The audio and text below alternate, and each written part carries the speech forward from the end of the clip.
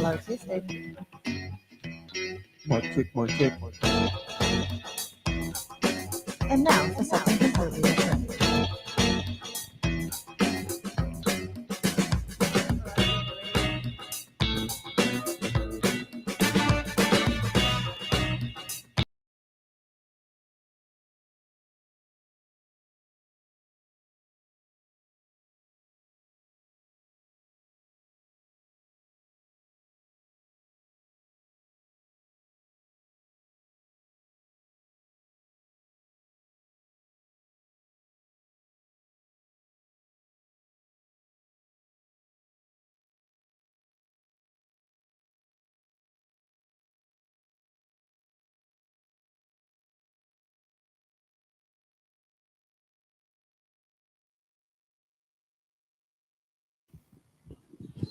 Cool, let's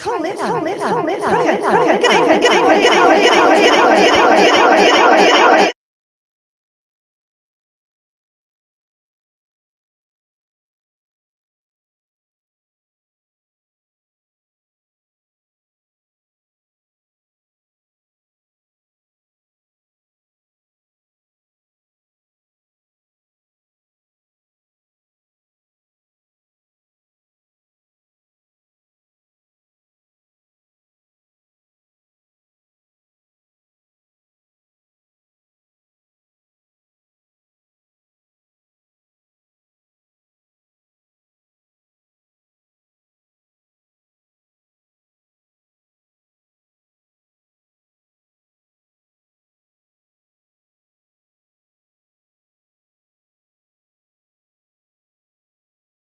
because it's so much growth. And twice.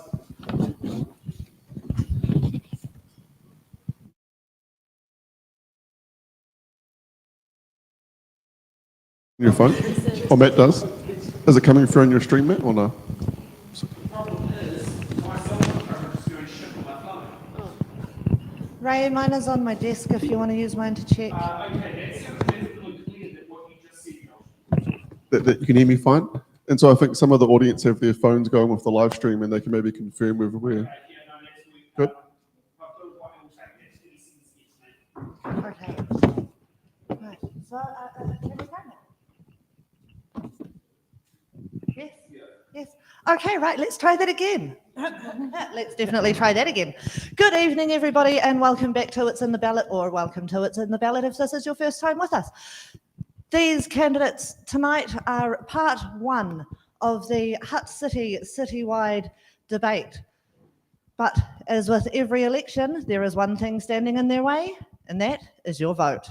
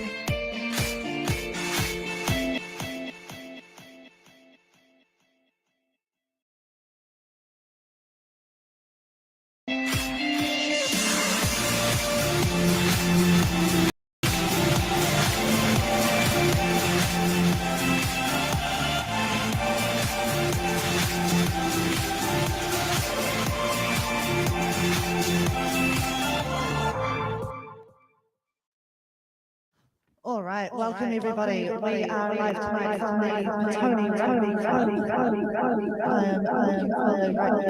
Here we go. So tonight we have a very special episode, as today is the anniversary of women's suffrage in New Zealand.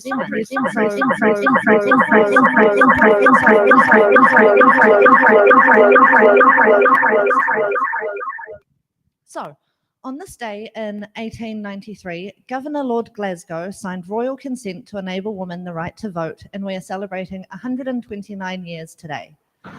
Later in November of 1893, New Zealand made history with Elizabeth Yates winning the Onehunga Borough County by 13 votes and serving for 1 year as mayor.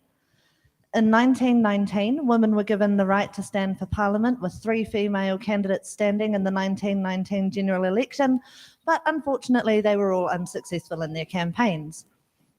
However, in 1933, the death of James McCombs saw his widow Elizabeth step up to take the reins, and she won the Littleton by-election, serving for 2 years until her death in June of 1935, where her son Terry McCombs stood in the by-elections. In 1938, Catherine Stewart won the seat of Wellington West in the 1938 general election and stayed there for 5 years in that seat. She was joined by Mary Drever in 1941, Mary Grigg in 1942, Mabel Howard in 1943, and Hilda Ross in 1945. Yes, right. I'm reading the right dates, that's fine. In 1947, history was made again when Mabel Howard was appointed the Minister of Health under the Peter Fraser government, being the first female cabinet member in New Zealand's history. In 1949, the death of Matiu Ratana saw an unusual step up from his wife, Iriaka Ratana, when she put her name forward for nomination, stating, "If you don't give it to me, I will stand as an independent." And in the 1949 general election, she got more votes than many of the independents who stood against her collectively, becoming the first female Māori MP in New Zealand's history. Iriaka was also the first widow to make a career out of being a politician, being in Parliament for 20 years. Her grandson, Adrian Rurafi, also said that he didn't realise his nan was the local MP until he was in his teens. In 1967, Tirikatini died, which led to the first father-daughter succession when his daughter Whetu Tirikatini. Sorry, I didn't write this, so we'll get there. When his daughter Whetu stood in the by-election, making her New Zealand's second female Māori MP, but that was just the start. Later that year, she married her husband Dennis Sullivan to become the household name Tirikatini Sullivan. Whetu shattered many glass ceilings in her time, becoming New Zealand's first Māori cabinet minister and the first sitting cabinet minister in the British Commonwealth to give birth while serving in office. In 1989, New Zealand made history again by appointing its first female Deputy Prime Minister, Helen Clark, who later became Prime Minister in 1999. In 1990, the Auckland Mayor, Catherine Tizard, was recommended for appointment to become New Zealand's first female Governor-General in time for the 100 years right of women being allowed to vote. In 1997, Jenny Shipley was sworn in as New Zealand's first female Prime Minister, and in 1999, Sian Elias, it might be Cyan, I apologise, became the first... Sam, you got me lost. Became the first... There we go. When she became New Zealand's first female Supreme Court Justice. I knew I'd get there eventually. In 2005, Margaret Wilson became New Zealand's first female Speaker. And as we all know, in 2018, Jacinda became the first Prime Minister in New Zealand's history to take maternity leave while in office and set the standard for ministers and leaders around the world doing the same when they now have newborn children. So, now that we've heard about some historical candidates, let's move on to some current ones. Introduction rounds are up. Mike, you get to go first. Oh, good evening, everybody. Nice to be here on such a historic occasion. My name is Mike Fisher. I'm standing for Citywide Councillor. Currently, I'm on the Petone Community Board. I had a number of terms there, being Chair and Deputy Chair. I've worked in the vocational rehabilitation sector and am a JP. So I bring a depth of experience both in council issues, but also in working with people. All my career has been involving networking with people, helping people, advocating on behalf of people. I want to take that to the council table and work on behalf of the community at that higher level. I believe my experience is the right sort of experience for this time. We've had a few issues with council. It'd be nice to see some new faces on there, and I believe I have that mix of experience and would like to put my name forward. I'd be honoured to get your vote. Thank you.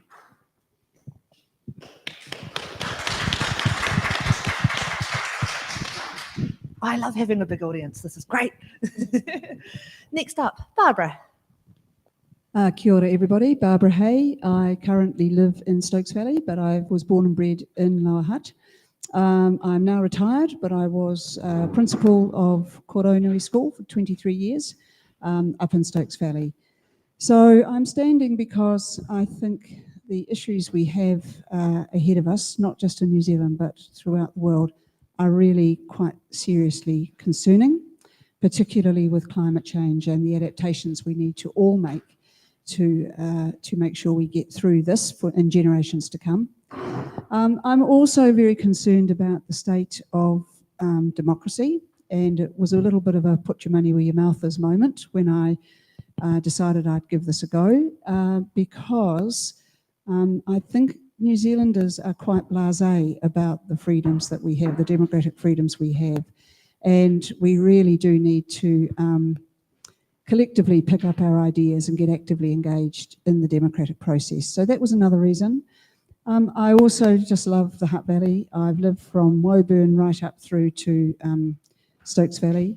And I do believe my ability to work with a wide range of people, diverse cultures, diverse attitudes and opinions. It's what I've done all my working life. And I tend to be able to stay cool, calm and collected in times of struggle.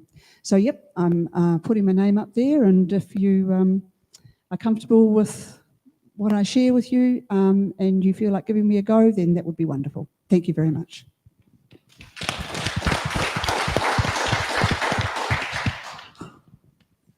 All right, next up we have Karen. Kia ora koutou.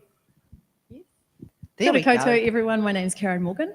I am principal of Taita College, and so I've been serving in education for the last 30 years, which ages me. But now I feel that it's time for me to serve on a greater level and do something even bigger and better for our community, which I'm very passionate about. I guess why vote for me and why am I standing? I understand governance, I understand leadership. I think I'm a really strategic thinker, and I always think about the big plan and how do we back map to make those things happen. I really also believe in building a strong team, and relationships are really important to me. So that's part of what I would bring to the council in ensuring we do the very best for our city. I guess part of what's important for me too is I feel that I'm a real driver of projects and I really make things happen, and hence you'll see my yellow boots maybe tonight, and they've been part of my campaign and they're starting to crack now and split a little bit with this getting on the pavements and saying hi to people, which has been really amazing. But I guess just, you know, a bit of a track record. As principal of Taita College, I've got $32 million for a brand new school. I've got a letter from Ashley Bloomfield for us as a community because we were one of the first schools to stand up and have vaccinations in schools for our students to make it as safe as possible. We were one of the first schools in New Zealand to get gifted lunches before the government actually came out with their initiative. So, you know, when I say I do things, I do, and I never make a promise, particularly in the work that I do, never make a promise you can't keep. So for me, it's about being honest, it's about getting up there, it's about standing up for our diverse community and having a voice represented in the strategic level at council. So ngā mihi kia koutou, I hope you vote for me. Thank you.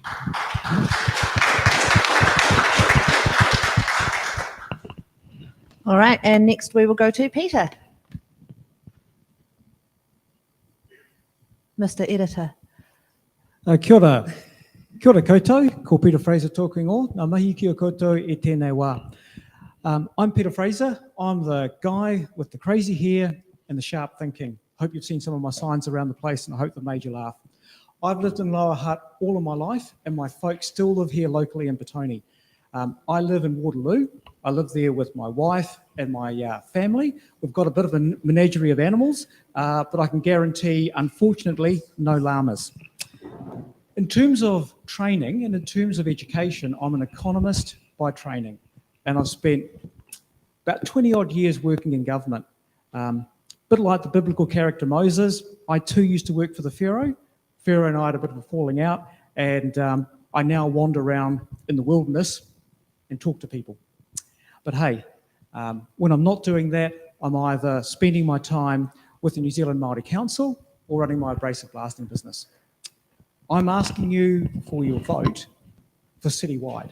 And I want to give you a little bit of an insight into some of my thinking. And I want to use an analogy from Mataranga Māori to illustrate that. We have a saying, and it goes something like, kāinga is based upon tangata, plus whenua, plus taonga. Now, last week was Te Wiki o Te Reo Māori, so I'll translate into English for you. What that means is that community is based around people and place, and the gift we have is belonging. What I would really like to do within council is to see what can we do as a council to create communities with belonging. Ngā mihi kia koutou.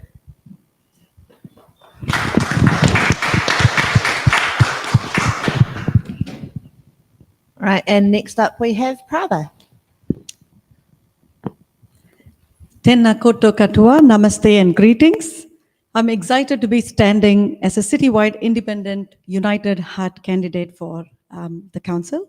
I'm a proud Hutt resident for the past 23 years since I migrated to New Zealand with my husband and children from India.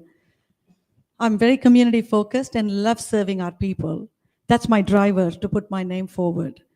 I'm the founder and creative director of Natraj School of Dance and Indian Classical Dance School for 23 years based in the Hutt. I'm also a management consultant and an independent director and sit on many not-for-profit boards across diverse sectors. My governance experience spans over 15 years. Apart from our 4 United Hutt priorities, my personal priorities are to represent the diverse voices of our community at the council table by engaging, listening, connecting, and consulting with our people. Actively support art, culture, sports, and recreation, and celebrate diversity.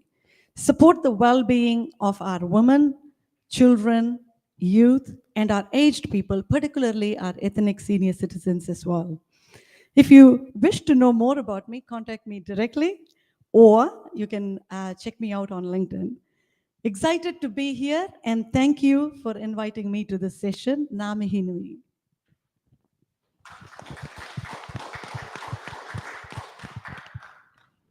Right, so next up we have Rosanna.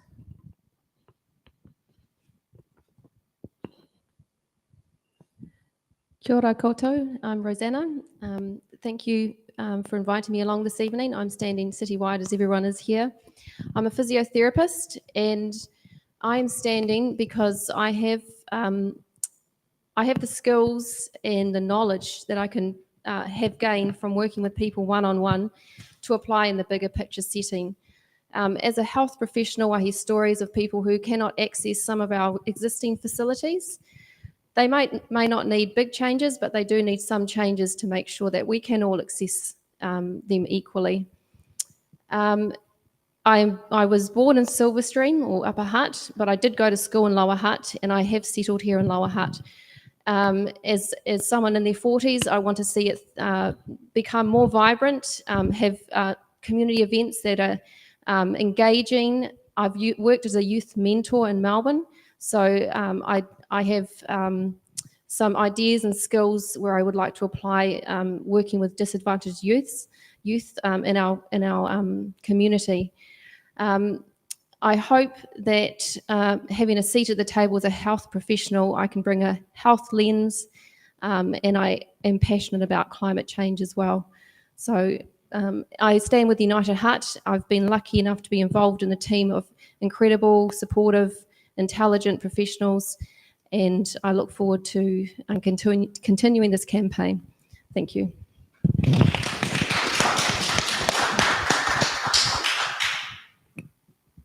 All right, and next up we have Josh. Kia ora koutou katoa, ia mihi nui kia koutou o tēnei pō. Ko waiau, ko puki atua te maunga, ko te awa kārangi te awa, ko waanui mata te marae, ko amaru taku waka, ko Ngāti Pākehā ahau, ko Amy taku wahine, ko Ali rawa, ko Logan me Harriet aku tamariki, ko Josh Briggs ahau. Kia ora and good evening everybody, my name's Josh Briggs, I'm a current City Councillor seeking re-election. I live in Wainuiomata with my whānau, my wife Amy and our 3 children. I'm really proud to be a part of this community and part of our city. Every day I have the privilege of engaging our community, hearing the local issues, and then advocating on your behalf. For me, our city's at a really critical point. We've got a lot of action that we need to do. We need to continue to invest in our local infrastructure. We need to take climate action and take it seriously alongside our community, not just as a council in isolation, but with all of our people. For me, this election is a real clear pathway for us all to have a better future for my children, your children, and our children's children. So finally, thank you to our hosts for putting on tonight's event and for everyone in attendance to get involved, get informed, and hopefully you will vote at the end of the day. Ngā mihi nui kia koutou katoa.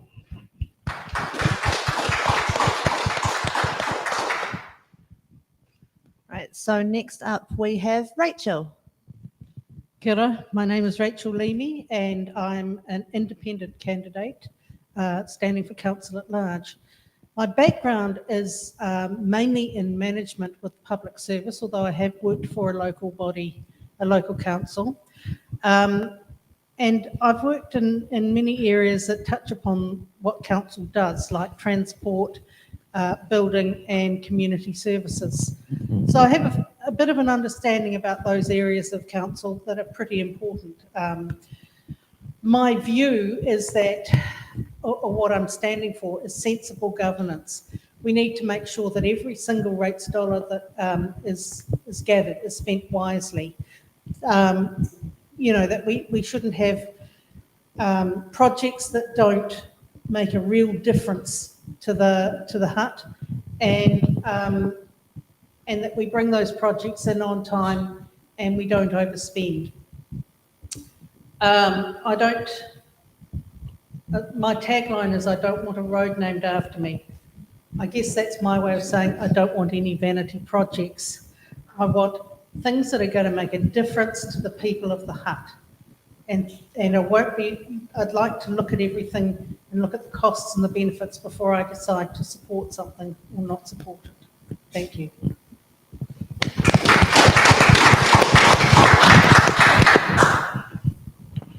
Right, and that takes us to Carrie. Kia ora, Carrie Lloyd, and I'm what they call a Nino girl, born and bred. I was brought up going in the Hutt. I went to Nino Primary, Nino Intermediate and Nino College. But after that, I actually started working. So I've been working since I was 16 years old. I've got experience as a project manager and also as a program manager. So I have full understanding of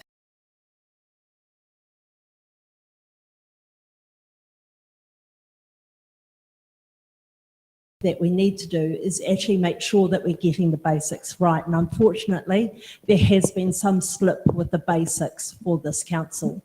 Part of that would be from, as somebody with an invisible disability, being able to walk down a footpath and not fall flat on my face is always a fantastic opportunity. Managed to do it twice. It's only cost me $3,200 in glasses. And that is not actually very acceptable. And that's something that we do need to address, because if we don't get the basics right and people get access to the facilities that we provide for them, we are going to have bigger issues. Part of what I think also has to happen is consultation. Just saying and leading people through documentation and saying, right, you answer this, and coming to a foregone conclusion is not actually acceptable, and that is not consultation. That's called leading people. I believe that we need to make sure that consultation is full and proper, and having worked in standards development for 7 years of my working life, I do believe that I know a little bit about that and how to actually get those comments back from people and ensure that they're all weighed and taken into consideration of the work that we need to do.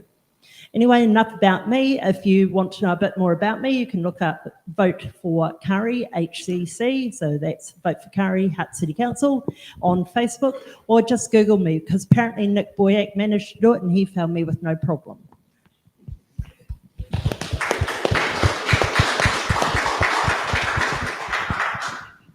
That really is a lot of money on glasses.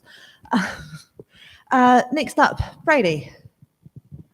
No mai, haere mai, whakatau mai, kia ora. Welcome everybody here today in Petone, but also those joining us on the live stream. I'm Brady Dyer. I'm a current citywide councillor standing for re-election. I live in Taita with my wife and 8-year-old daughter, and she's really my motivation for why I ran for council in the first place. I've got the goal that I just want to leave our city in a better place than I found it. It's been my absolute pleasure to represent our city as a first-term councillor, and I've really enjoyed the challenges as we've really had to front up some really big issues, from population growth and housing supply to climate change and aging infrastructure. For the last 17 years, I've run a successful photography business. And for me, it's really important that we think outside the box and do things a little bit more creative. That's what led me to create the bunch of Bradys. Having my own business as well gives me the ultimate flexibility to take this role seriously. And it's by no mistake that I've had one of the highest attendance records for the past 3 years. I stood 3 years ago promising a modern curbside collection and focusing on core council services and demystifying what council does. And that last one was what really led me to get into this position. I believe people don't take part in local government because they just don't understand what councils do. So the whole part of this for me was about bringing people on the journey with me, informing people about what's going on. And I've had over 1.5 million engagements on my Facebook page where I share all my information. So yeah, with your support, I'm really looking forward to continuing this mahi because there's still so much more work to do. Thank you.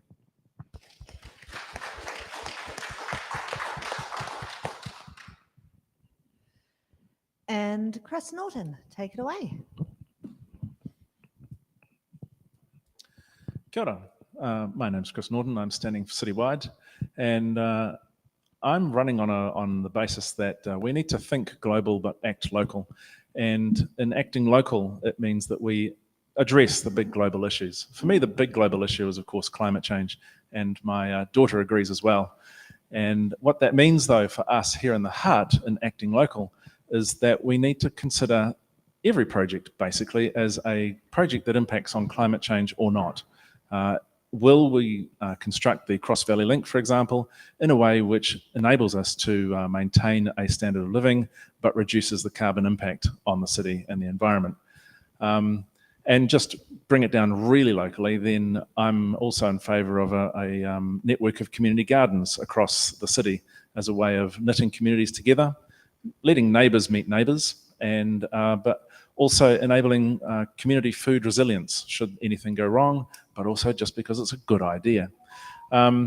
So I'm thinking about the Hutt in terms of what it would look like, not only in the next 3 years, but say in the next 30 years, or indeed what we are leaving behind as a legacy for the next 150 years. Why not? Why shouldn't we think that far ahead?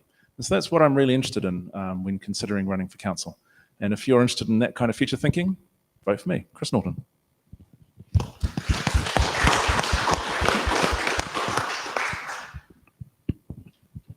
All right, thank you everybody for joining us here tonight. I believe that means that this is our second show with a 100% candidate turnout. Thank you. Right, so we've gone through a fair bit of time, so we're going to burn through the boxes as quickly as possible. Before we do that, Ben, thank you for joining us tonight. How are you doing?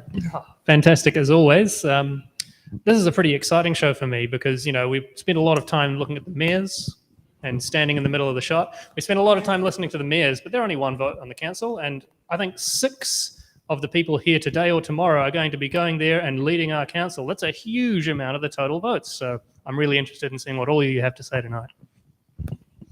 Yes, Ben is one of the people that you have to sway with your votes, so go for it. One of many. All right, so are all our boxes sealed? Sealed and ready. Brilliant. So for anybody who doesn't know how this works, we have 30 boxes numbered 1 to 30 because that makes the most sense. Inside each box is a question which we have sent to our candidates in advance so that they can give us informed and educated answers. However, in the style of it's in the bag, we have 2 booby prizes. One will be dodge the question, the other will be defer the question to another candidate. So whoever pulls those gets to hold on to it for the time being and use it at their discretion, but try not to use it because otherwise you're just getting out of curly questions. So let's get going here. Karen, you get to start. Oh, okay. Favourite number 12, please. Number 12, excellent choice. It looks pretty seriously guarded. All right, my little tablet here has stopped working, so I'm just going to have to read it out, and I won't be able to put it up on the screen for you. So here we go. What are you going to do for Stokes Valley with all the new housing going in? For example, water, sewage, roading, etc. This is question number 2. Thank you. Good. Right. So, yeah, go right ahead. Thank you. Obviously, I just want to say a big reach out actually to everyone in Stokes Valley, particularly those families who have been impacted recently with the floods. And I think that just shows for all of us how big an issue climate change is. It's affecting so many parts of our city with the water, with the floods, with drainage, with potholes, as we know is a debatable topic right now. So what about Stokes Valley? I believe that they're looking at changing the road tomorrow in the next few days, which should add to sort of keeping that traffic moving. But we absolutely have to invest in the infrastructure for Stokes Valley and for our city to make sure that these things don't continue to happen, and do as much as we can to build resilience and look after our people and putting them first. Thank you very much. Fantastic, and hopefully we'll have a cameraman again in a moment. He's taking care of our technical difficulties. It's a new thing every night, I swear it. Brady, you're up next. Cool. I'm going to go with how many thousand tons our new curbside collection has saved from landfill, which is 9. 9 it is.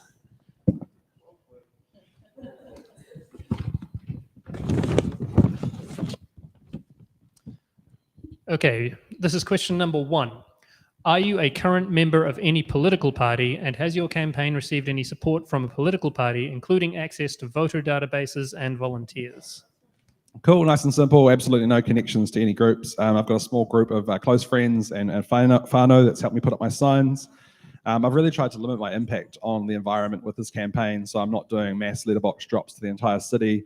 I've only got a small number of my hoardings out around the city in strategic locations, but yeah, some candidates have got hundreds of them. I've just got 30, and 11 of them have been stolen, so they're running slim. All right then. Next up, we have Rosanna. Choose a box, please. Number 14. Number 14, coming right up.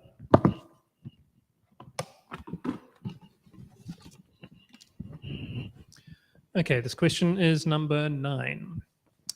What will you do to deal with the latest bad result from the staff satisfaction survey at Hutt City Council? Staff culture is really important. It's really, well, you have to feel valued at work. So if you get a bad staff satisfaction survey, I think you've got to drill down a little bit into exactly what the concerns are with the staff. So I'd be looking at consulting and engaging with the staff further. They need to make sure we need to make sure they feel safe to be open and honest. And you know, all the needs need to be identified, and we just need to figure out then where to go from there. Culture at work is vital, and you want to go to work and feel safe, happy, have a sense of purpose, sense of belonging, and enjoy it. Tools of the trade are important as well, so I'll be looking into that if that's what they needed. Thanks. Fantastic. That takes us to Prava. Choose a Prava. Sorry, dear. Choose a number. Number 3. Number 3.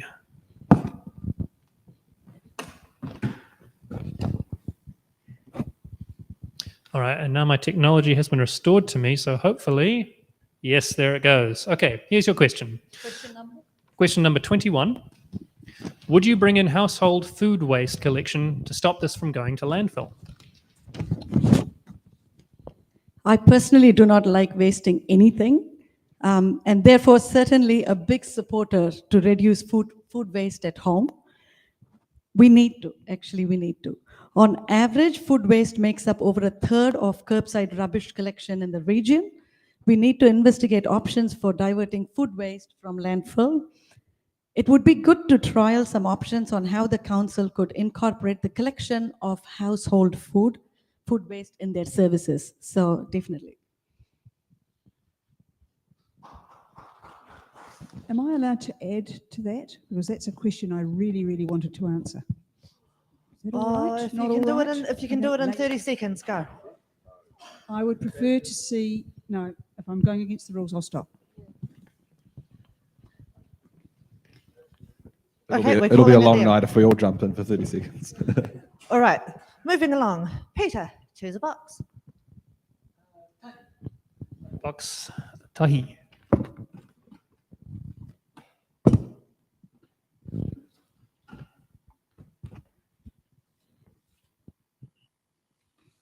This is question number 19, or Tacoma on, no, you are, yes. Sorry, I've got 3 different languages in my head right now, so I constantly switch between the Dutch and the Maori, which I know is not very helpful. Here's your question. How do you propose to foster a more positive public impression of more active modes of transport, such as cycling and walking? Intensification, sorry. sorry, intensification is a reality with our urban design at the moment. And so to make intensification work, we absolutely need to have active modes such as cycling, such as walking. So these are not options, these are actually necessary. Now, we've got a real perception, particularly with cycling, that it's somehow against people in cars. And I find that really difficult to deal with. When I was working for government, I'd actually cycle into Wellington, and to be honest, not too bad going in, terrifying coming out. That's just the reality of it. So I'm a big fan of cycleways. I know I've probably lost all the car vote already. I think the current council has done a great job. Tony Stellinger has mentioned things like the River Trail and the Te Whiti Riser. They're great things, but they're mainly recreational. What I'm talking about with active modes of transport, they actually have to be part of our transport network. So things like we've got going down Oxford Terrace are great, but they need to be joined up. That's where I'll go. Very cool. Right, next up, Barbara, your turn. Repeat a question, can I? No. No, unfortunately not. Okay, Ben, I'll test you out. Rua tekau mā tahi. Rua tekau mā tahi.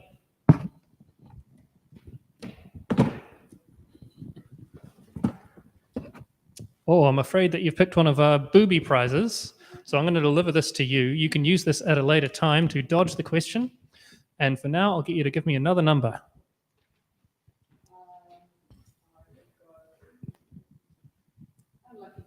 13.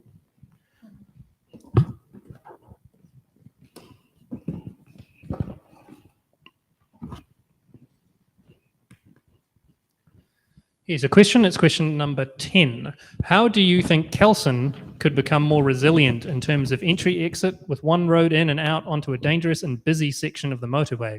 In terms of road safety and potentially slips like Stokes Valley has experienced recently, remembering also a very significant slip to our suburb not too far from the main road.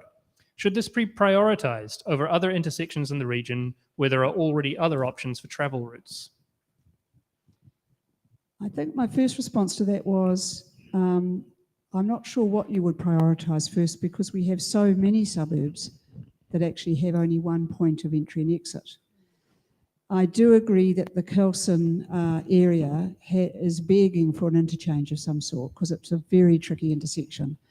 But that would require significant central funding, and like a number of our projects, just as Stokes Valley, I feel needs a bridge to help Upper Hutt as well as Lower Hutt, because Silverstream Bridge is not coping with the infilling that's happening in Upper Hutt either. So it's a really big problem right across the valley.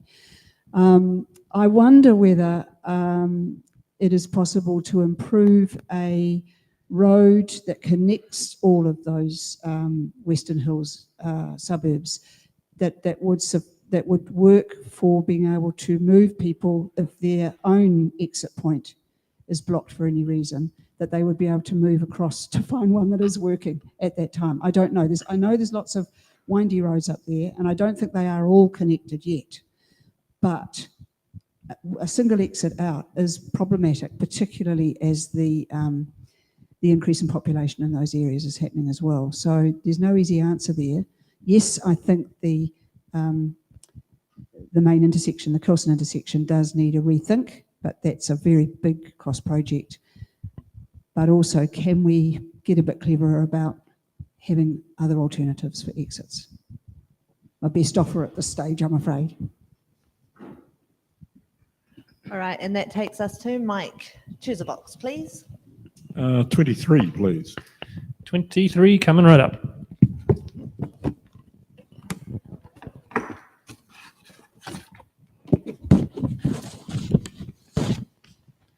Your question is number 12. A councillor resigns 12 months before the next election. What would you propose for the vacancy? Bit of a tricky question.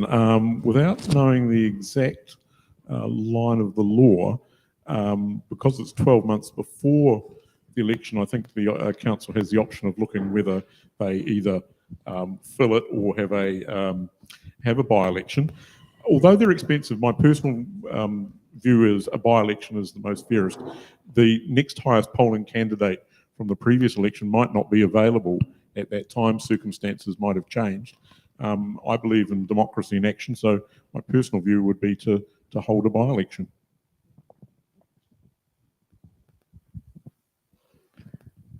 All right, so next up we have Rachel. Can I have box number 25, please? Absolutely.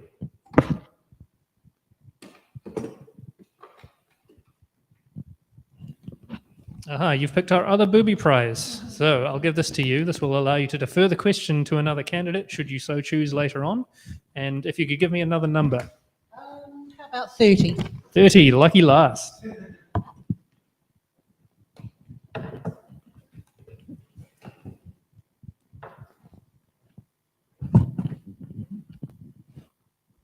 Okay, here's a question, number 18. What are your thoughts on the public libraries in Hutt City?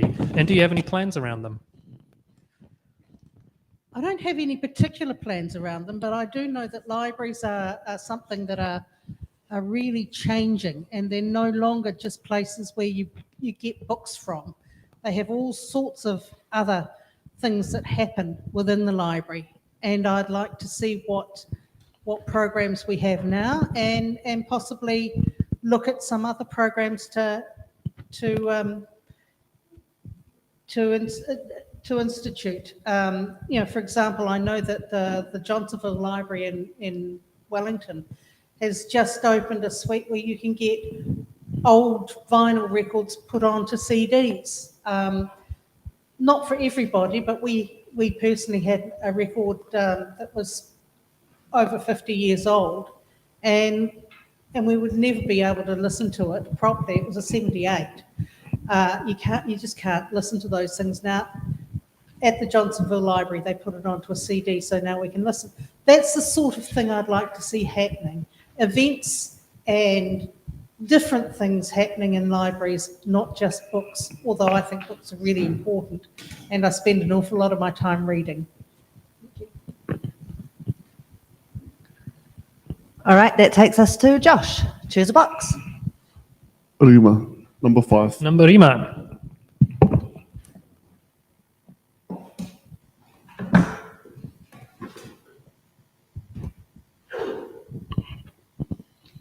I have got question number 26 for you. With the recent slips in Wainuiomata trapping people in the suburb, how will you help Wainuiomata councillors to get a second alternative route to Wainuiomata? And will you aim to have it in a long-term plan? Thank you for the question. As someone that lives in Wainuiomata, I know this has been discussed for decades. A second road is a higher priority for many residents that live in Wainuiomata. In the recent months, we've had significant rainfall and we've all experienced the slips around our city, including in Wainuiomata, which impacted the Hill Road. So it is very much top of mind for many residents in Wainuiomata. The challenge is twofold. One, where does it go, and is it really a priority at this point in time with all the other infrastructure needs in our city? And there's a lot of pipe work that needs to get done, a lot of intensification, which is going to be taking place, which we need to invest more of our rates into that infrastructure development. And the other challenge as well is, if it was to happen, it would need significant funding from central government, not just from ratepayers here in Lower Hutt. And so at this point in time, it's not likely to happen in the next few years, but it's something that needs to be looked at longer term as intensification happens in the northern end of Wainuiomata and the population grows. If it was to happen, it would never be spec'd to the same standard as the current Hill Road. From kind of rough designs that have been done over the years, it would be much like a goat track in comparison. But we need to make sure it is multimodal as well and not just car focused. The shared path over the Wainuiomata Hill has showed that that can be done well, but we need to do that at the beginning of a second access, not later down the track.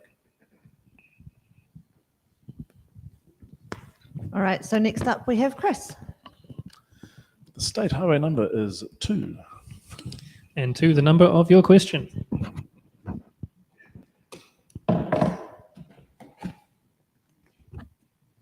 I like how people are bringing meaning into their box number choices this time. It's quite fun. All right, your question is number 20. How will you personally role model reducing climate change, such as cycling to work every day or eating a plant-based diet, etc.? Kia ora. Thank you for the question. Modelling climate change is something that every councillor should do. And as a start, I've owned a hybrid vehicle for 7 years now, which has reduced my carbon footprint by a mere 20%. We have a long way to go because we actually all in this room, all up here, should be modelling a carbon reduction and footprint of 80%. So I'm a little short. As far as plant-based diets, bring it on. I think that the current agricultural mode of food production is extremely wasteful and very pollution intensive. And actually the changes which are happening in the labs around the world and in New Zealand are going to make that form of farming rapidly obsolete. And it's time, I think, we actually understood that. And as a city, we have the potential to actually bring a lot of our food production within boundaries, so we're not importing food. So from my own personal point of view, I'm a fan of BK's Rebel Burger. Okay, well, that's pretty cool. I like their Rebel Burger.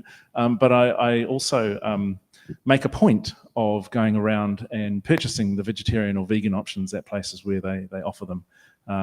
So it is conscious. You really do have to try to be that way. It's way too easy just to go on with the flow. So yeah, conscious living.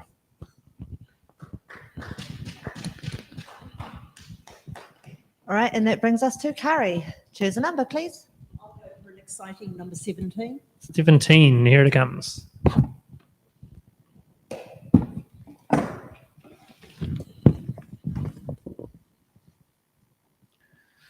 Your question is number 28. What's your biggest priority for the next term, and how do you intend on delivering on that?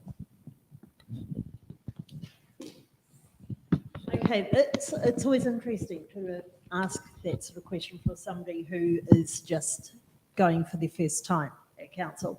But to me, maintenance is a huge issue. Infrastructure is got some major problems, be it issue with the roads, the footpaths, or the drainage. Full assessment of Hutt Valley's infrastructure needs to be done there and urgently. We have been paying Wellington Water for many years to maintain and improve our water infrastructure. Have we made sure that they're actually doing it with our money, actually working on our stuff? I believe that we need to get out into the community and find out what needs to be fixed and what their priorities are. The thing is about being a councillor is that you're here to serve the constituents and to actually ensure that their money is being spent correctly and appropriately across the council in every job that we actually do. The problem that I'm seeing with some of the lack of consultation and some of the buy-in is actually just been a little bit hard for some members of the public to deal with. So to me, it's maintenance, making sure that we do an assessment, we do things in the right order as best as possible, and we do it with consultation. It's really important.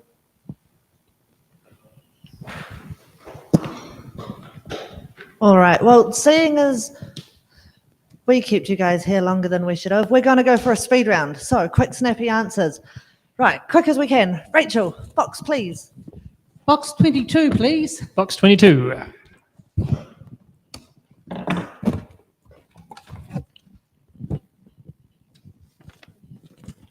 Question 13. Did you attend the protest at Parliament in March, and what are your thoughts on it now? No, I did not attend the protest at Parliament in March. I think that the protesters were pretty damn confused about what they were there for, a lot of them. They seem to have a lot of different agendas, and they seem to be overtaken. Well, some of the genuine people there were overtaken by people who weren't very genuine about the original protest, but just had a beef with anything that happened. It appears that we've now got movements that they call themselves freedom movements, but freedom from what? They just don't want the government. Do they want a change of government, or do they want no government? So no, I didn't attend the protest. I was pretty horrified at some of the behaviour of the protesters, and I think that some of those people should hang their heads in shame. There were some people there who were very genuine, but I think they just got overtaken and their message was completely lost.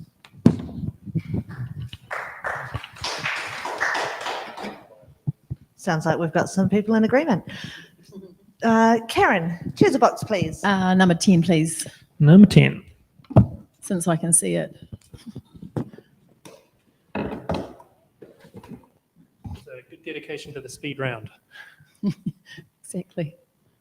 Okay, here we go. Number 10. Sorry, question number 27. What is your immediate actionable plan? Sorry, that's my fault. There it is. It's up on your screen now. What is your immediate actionable plan for upgrading decaying and failing infrastructure such as sewage, water, and stabilization of hillsides for critical routes and suspending non-critical projects? Oh my goodness, this is the big What a one. question for a speed round. We've got speed, great. We've got a lot of work to do as a city. We have to invest in our infrastructure, and if we want clean drinking water in the future, if we want to look after our future generations, we have to invest now. So that has to be a priority. Bam, short. Brilliant. That was even quicker than I was expecting. Cool. Barbara, choose a box, please. 18, please, Ben.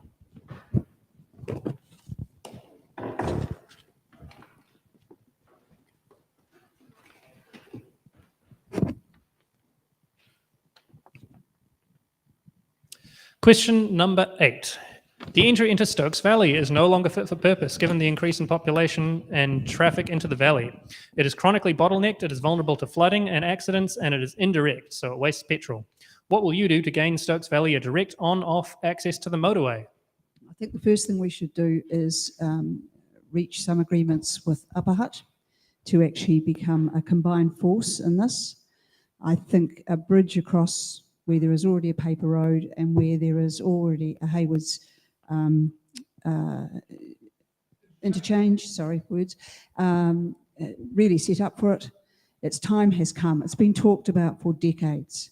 But with our increase in population, both in Stokes Valley and Upper Hutt, it's actually becoming critical. So I think we need to really, really push for it with central government. Really push. And don't take no for an answer. Good luck with us. But it has to happen. It would immediately help Stokes Valley's long-term resilience because those hills are still moving and there isn't an easy solution for that. So, yep, that's what we'd be doing, making lots of noise, I feel, with central government to try and get it pushed through. All right, next up, Carrie, choose a number, please.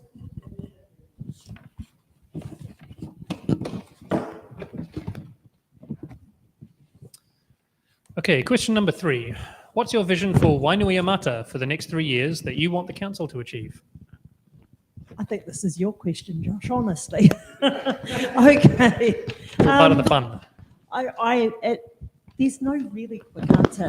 It's a really thriving community now. It went through a period of time where it went through a bit of a doldrums. I know when the 70s and 80s, when I grew up, Wainui was known as Nappy Valley. I think it's gone past that now. It went through a period where it was like, okay, what's actually happening with it? And now it seems to be much more thriving and it's growing at a tremendous rate. I spoke to somebody at Markets who came down on Saturday and she was telling me all these things that have been done and redone. And what we've got to do is actually talk to the people. We've got a board that's actually out there and they've actually got the pulse of the people. And we should be utilising that board to make sure that we're consulting and getting things right for them. So utilise the board as best we can and make sure that they actually get the information into us to make the decisions and actually back them up. Fantastic. All right. Mike, you're up next. Is number 20 still there? 20 still here.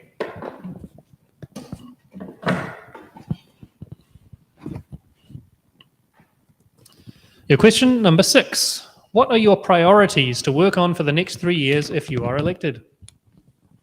Another nice, easy question for a potential new councillor.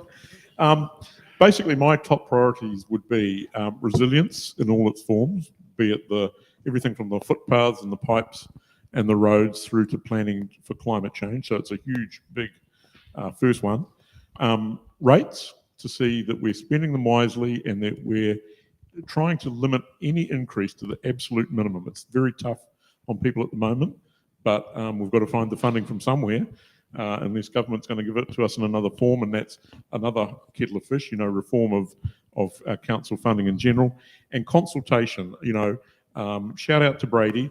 He made the point about improving consultation, making it easier for people to understand. I think we've got to continue that so that people demystify the process and we carry along. A lot of the issues with council and the issues we face, the problems are because of the consultation either not done properly or not bringing the public along with us or not feeling they're heard.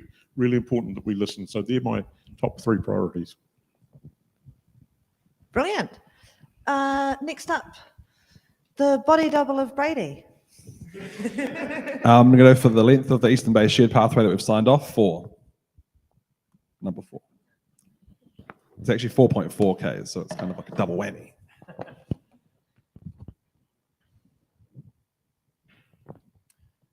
The question is number 22. Do you have a cool Hutt fact for the number 22? No, I need to call Hutt facts for all the other ones, even though I'm only answering 2. All right, here's your question. We need land for housing. How will you support freeing up land in the right places and without letting rich NIMBYs stop you? This one's a real tricky one because it's kind of already happening already, and we've got Plan Change 56 coming through now, which has been forced upon us by the government. It's a requirement that we have to allow intensification basically in the entire city, the entire valley floor, Wainuiomata, Stokes Valley.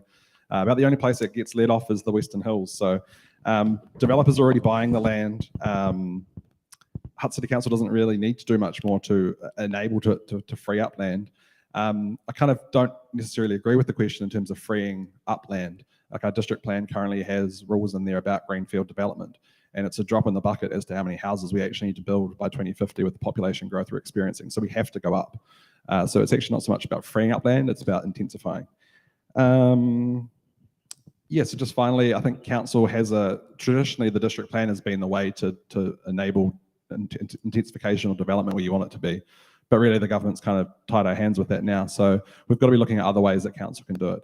We're in the final stages of negotiation with Kāinga Ora with a $97 million fund that we're hopefully going to get, which is going to allow huge intensification to upgrade stormwater and drinking water in the valley floor.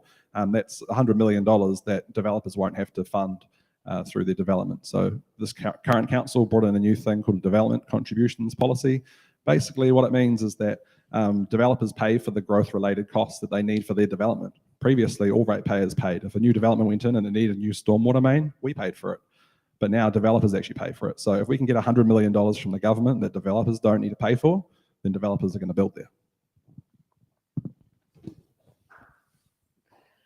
Next up, Josh, choose a number.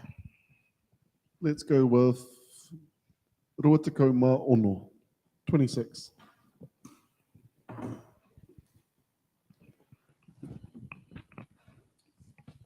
And here is your question. What will you bring that is different from the current leadership? Well, I'm current. Question 15, sorry. So I'm currently a member of the council, as I said earlier, and part of the leadership team as a chair of committee. I'm currently the chair of climate change and sustainability. And so I'll talk a little bit about what I currently bring to the team, and maybe that's a better way to answer this question. So for me, I've always been someone that works in collaboration, both with my colleagues, with our staff and with the community.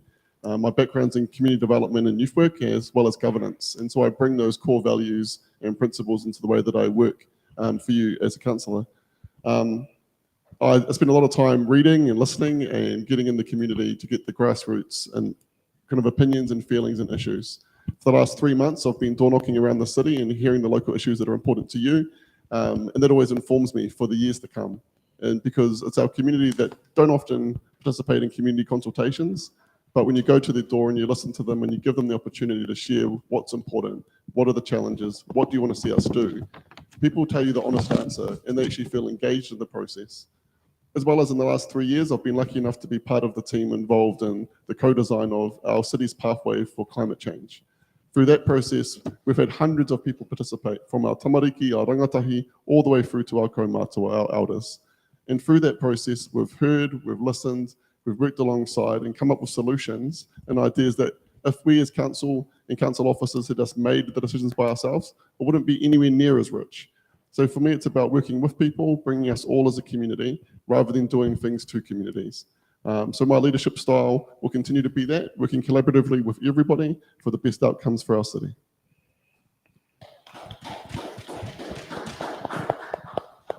All right. Prabha, you're up next.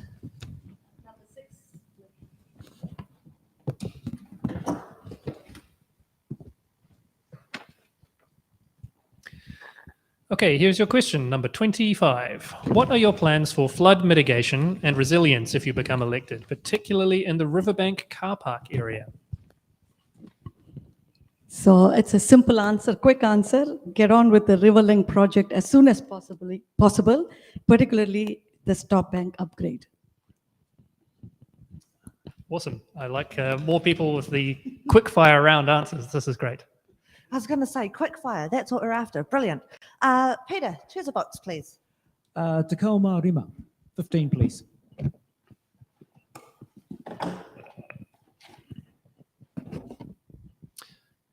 Question number 4. Okay, what will you do for people with invisible disabilities in the community to use playgrounds, use public spaces, etc., and feel part of Hutt City? Really good question. And I want to emphasize the word invisible disabilities, because when we think about disabilities, we so often think of physical disabilities and we instantly go and think about playgrounds on that basis. So I think the question is really great to make that distinction about invisible. I'd love to say I've got a really good answer. I'm lucky I don't have anyone in my family that has invisible disabilities, but I know they're very real and I know they really impact on people. It's an issue a little bit like 30 years ago when we had disabled toilets to go into restaurants and cafes. It was a big deal then, but it became part of the landscape. This is the sort of thing that needs to become part of the landscape. So how do we do something about it? Well, the first thing is you start consulting with the people who have the invisible disabilities and find out what works for them.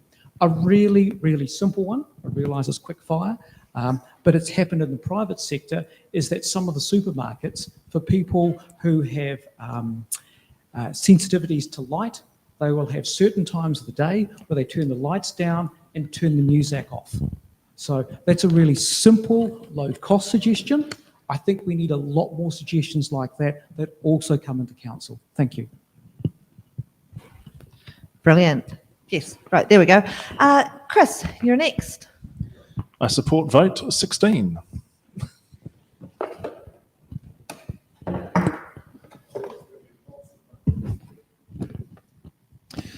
I have for you question number 5. Māori make up about 20% of the Lower Hutt population. What are your views on creating Māori wards and having fair representation for tangata whenua in te awa kairangi? Well, kia ora for the question. This really is a question that needs to be responded to by tangata whenua and how they want to be represented in local governance with the council. I don't think it's the role of council necessarily to say what's going to happen. I think that's an opportunity and an invitation to engage in the best possible outcome for tangata whenua. There's more than one iwi that has an interest in the valley, and I think it's important that the iwi which are here are given that opportunity to engage with council about the best form of representation for themselves. All right, and our final box for the evening, Rosanna, choose away. 24.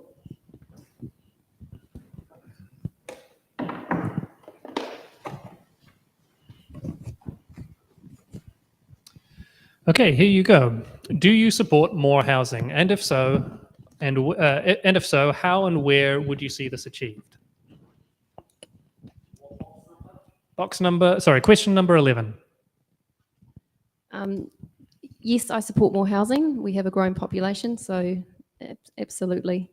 It's definitely a topical one with the changes to district planning being introduced by central government. So intensification is on the cards. It should have been probably thought about a long time ago, but here we are.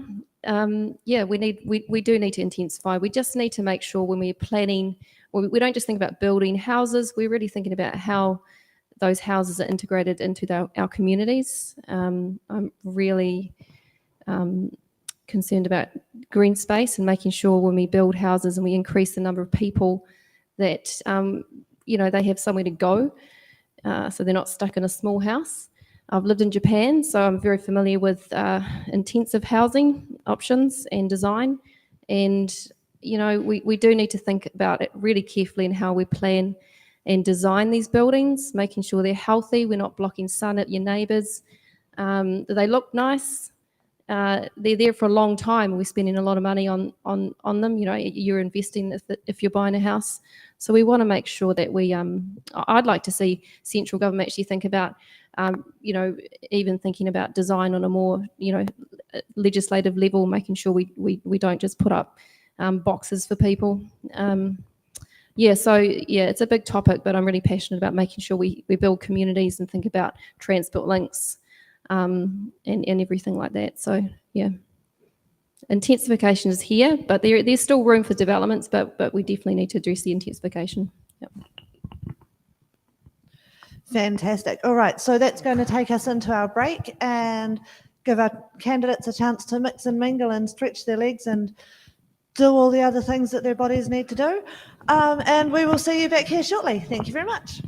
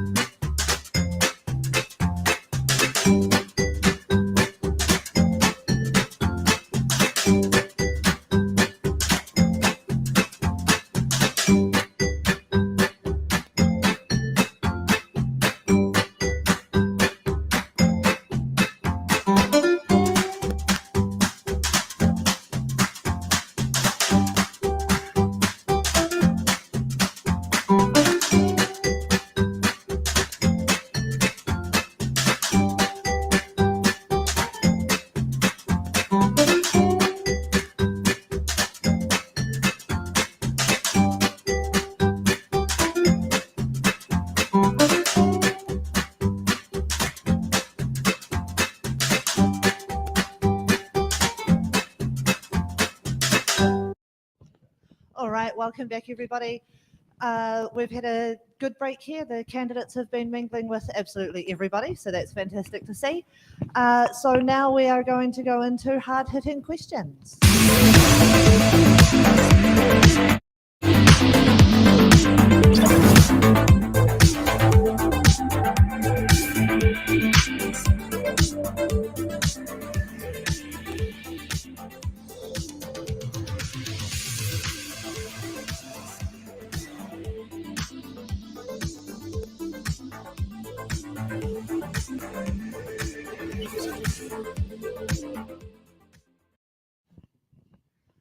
All right, there we go.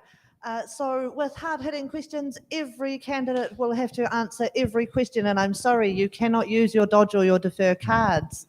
So these are the most commonly submitted questions to our submission lines. I guess that works. It's online, so it's still a line, that's fine. So question number one, when I find the right button, there we go. What is your position on the Three Waters reform and why have you come to that position? Barbara. I'm not sitting on the fence, but I'm not going either way with a definite at the moment. I need a lot more information. In this area, I think there's the SWOT analysis thing: strengths, weaknesses, opportunities, threats. I can see how there could be a need for central government to be able to obtain funding to actually have some interaction with the assets of each council. But I also think, does one size have to fit all? So does a council that is possibly a larger council that already has a 15, 20, 30-year plan, well thought out, well prioritised, really what they're missing is the money to do it. So is there potential for such a council to be able just to get their priorities in order and then be picking them off with central funding? Conversely, are there councils that are either very small, so they don't have a good financial base, or perhaps lack expertise? Do they require more support centrally to enable them to develop their programs and then enact them? So I really am, I don't have a definite position yet. I think there's a lot more thinking through of the whole thing that needs to happen. And maybe government should give us the chance to do that. All right, next up, Prabha, Three Waters. Okay. Water is an essential resource for humans that affect us daily. So it's critical that there is a clear plan on how this will be done if it is centralized. We still don't know who will oversee these new entities and the level of control they would have over local water. Locally, we've not had a democratic debate about this. I would advocate strongly for this debate and consultation to occur. On a practical level, I do not see a clear plan on how this will work for individuals if they have an issue. Who do they contact? How will this work? What's it going to cost us, etc. This may seem small in the scheme of things when a major reform like this is taking place. However, this is critical for us to understand to decide on whether or not to support this. So I'm like Barbara, need more information to be able to take a position on this. All right, thank you. Next up, Mike, Three Waters, and why, please? I can clearly take a position on this. I'm against Three Waters as it currently stands. No argument that we need investment in our water infrastructure, but I'm not at all clear or happy about the governance arrangements. For Hutt City to be put in an entity that would stretch from Tiki Tiki on the East Cape to Tākaka in the Northwest Nelson area and say there's sort of community interests of interest is just farcical. It's very confused picture governance-wise. So in its current form, I'm against Three Waters. All right, next up, Rachel. I'm for Three Waters. The reason being that I think historically councils, not particularly the Hutt Council, but councils in general, haven't served us well in terms of keeping the infrastructure updated and also keeping our drinking water safe. There've been significant problems with drinking water right throughout New Zealand, and there are significant problems with water infrastructure right throughout New Zealand, including in the Hutt. I think that it's time that it was a single entity, or four single entities rather, that took care of water, that was responsible and accountable for the water. In terms of who you'd go to if something went wrong, well, obviously there will be a bureaucracy in a good sense, not a bad sense, for people to go to if there was a problem. It just makes sense that you have an organisation and that's dedicated to water, and that's all they do, and they have the expertise. That's my view. All right, next up, Brady.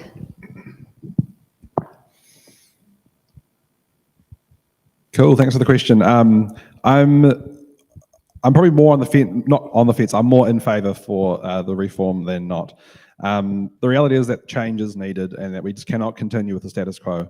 There are councils around New Zealand that are at their absolute maximum borrowing capacity, and their only way to fund investment in Three Waters that is desperately needed is to increase their rates to a significant amount. Taupo District Council is the perfect example. Without reform, by 2050, without inflation, every household in the district will be paying $10,000 per house just for water. That's not sustainable. There's parts of the proposal I don't like. Local accountability, where we want to do targeted growth. Does that go into a big pot with the rest of the region? We're fighting over why we should get investment and not other parts of the city. Yeah, the Taupo example, it makes it a hard conversation to have here in Wellington because we have Wellington Water. We're already seeing some of the efficiencies. Where the argument gets really strong is the councils that are really large geographically but have small populations of interest. Taupo District Council is a perfect example. It has Tauranui, Turangi, Taupo itself, really small areas, but they still need stormwater, they still need drinking water treatment plants, they still need wastewater treatment plants, they still need all the same infrastructure that we have here in Te Awakarangi, but we're splitting the cost much, much wider. So it's a hard argument to have here. If we just get selfish and just think about our own Lower Hutt interests, probably doesn't stack up. But we really need to take a regional, a nationwide approach to Three Waters because we don't just live within the bounds of our city. People travel everywhere. And in terms of the governance, I don't think it really matters who's governing Three Waters. At the end of the day, everyone there is going to want safe, clean drinking water coming out of the tap. And you're going to want to know that your business isn't floating down the streams and rivers. All right, next up, Karen, Three Waters position and why, please? Kia ora koutou. You probably know already from my answers that I'm very supportive of the infrastructure across the country being fixed so that ultimately we can have all of our services working to the best that they possibly can to support our communities and also to future-proof for water for our future and future generations. So for me, I do believe that investment probably absolutely has to come from government as well to make that work and to make it, I guess my philosophy is if you do a job, you do it once and you do it really well. And I think that's what we need to do around the infrastructure. In respect to some of the other aspects around the Three Waters, I think we still need some more consultation to make sure that the communities and the people really understand what they're voting for and what that means and what the impact is on them. Because I think with some of the things, even the servicing of the infrastructure, people need to know that they can go to someone locally and they'll be heard, they'll be listened to, and things will be fixed well and quickly. Thanks. Helps if I turn my microphone on. Rosanna, you're up next. Look, I'm leaning more towards reform if it really delivers on what it's promising. It's a complex issue, and I think a lot of people don't really understand it completely. I'm not privy to all the information that some of the existing councillors have. I do think we need to think about it as a nationwide issue. While we need to protect things for the city, I think Brady brings some, it's really a nationwide issue. We need to have our infrastructure right. I don't think you can do it once and get it right. I think they need maintaining and they need, there's regulation around it as well. It's not quite that simple. But I'm for reform. When we centralise something, it sounds good in theory. The rollout, it has a lot of complications. So Prabha raises a really good point. We want to make sure we have the experts on board to deliver these infrastructure promises. Maybe having a centralised system will attract more experts. I know that's sometimes an issue to deliver on the infrastructure. But yeah, I too would need to know a lot more about it and the detail. Devil's in the detail. And I think we all want the same thing. We all want clean drinking water, waterways clean. We want sewage to run well. And we just need to figure out how we're going to get there. Next up is Josh. Kia ora. So for me, reforms are required. It's more the nature of the reforms and the scope of them that really kind of comes down to whether it's going to work for our community and work for our country as well.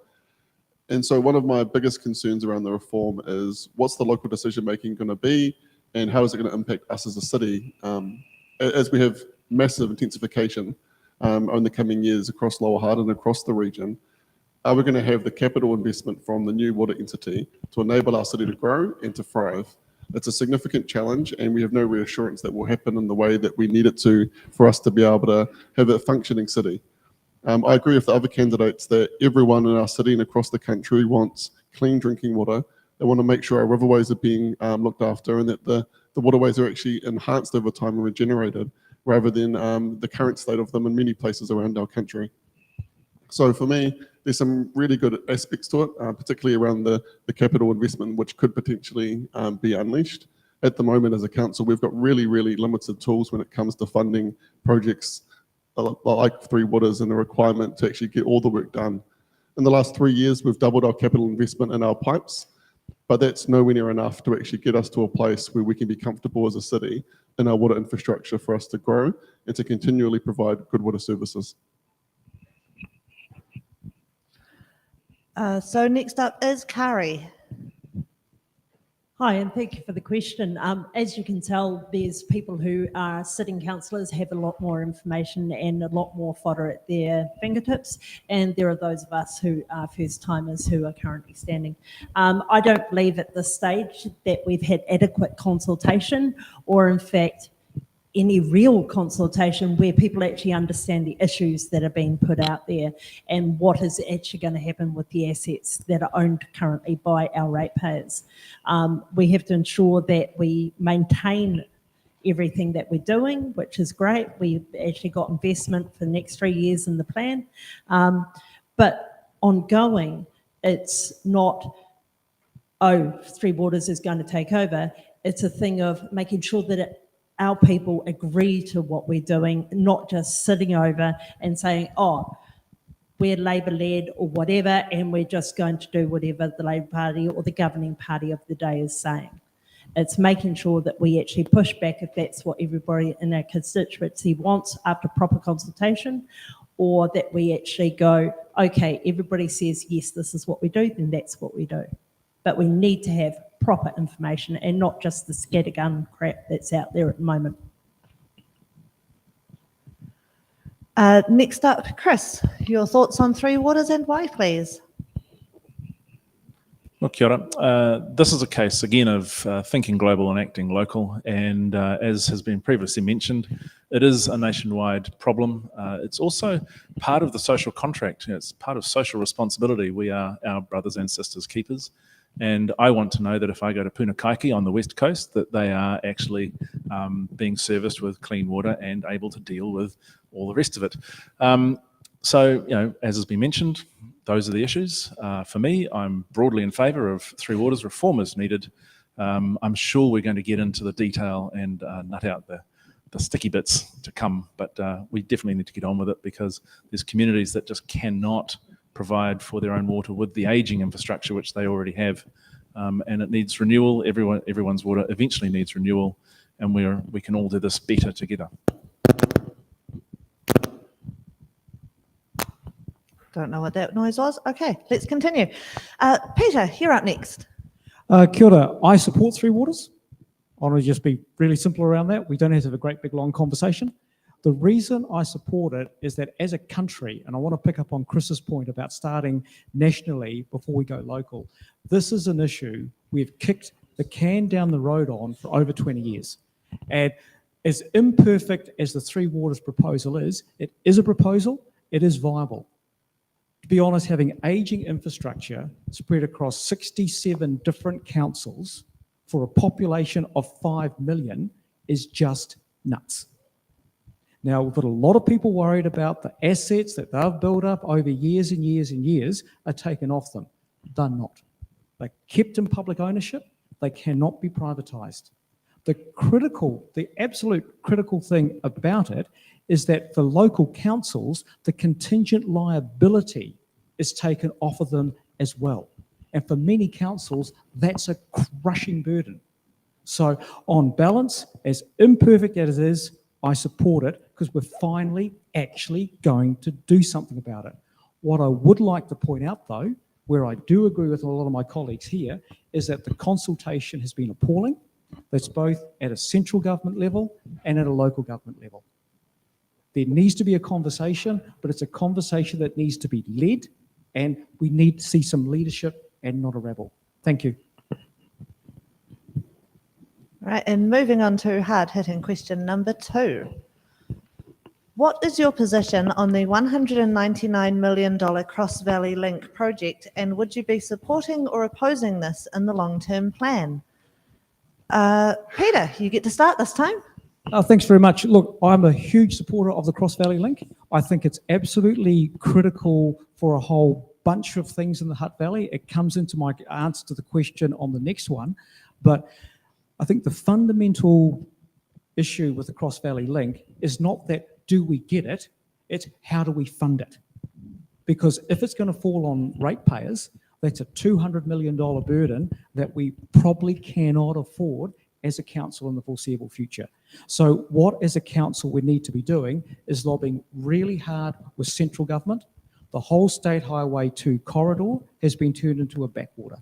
Really simple test, see how many traffic lights between Petone and the Rimatakas, and then go and see how many traffic lights are on State Highway 2.